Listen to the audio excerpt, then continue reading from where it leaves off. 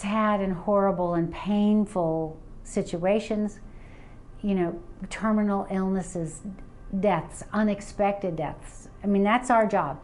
That's our job as a rabbi, or as a priest, or as a reverend, or as a pastor.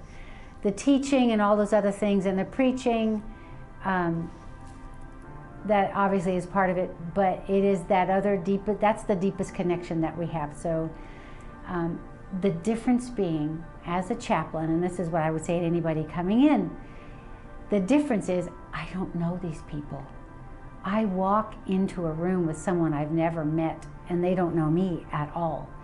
My congregants, or people in the Jewish community, or people that I'm helping through bad times, I know them somehow, or I've met them, or we have some type of connection. When you go in for a death notice, or you're called to say, meet me at such and such address, this person was just run over by a car, we have to go in. Or someone comes and says, or the officers, until I actually meet them and get to know them, they're strangers to me. They're not part of my congregation, even of my community. That's a real difference for chaplains. When I first started as a chaplain, I thought in some way, and I didn't have my chaplain cards, I had my rabbi card. And that's what I would leave with people. And at the beginning, I thought, well, they won't accept me as much as if they were, you know, it were their reverend, their priest. And that's not it at all. People connect with you, and you connect with people on such a deeper level than that.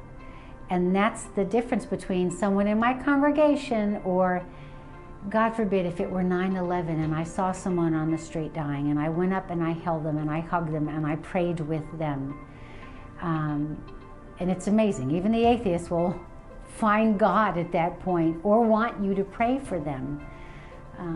It is a very different thing, and I always find that there's a very deep connection. It has nothing to do with what faith you are.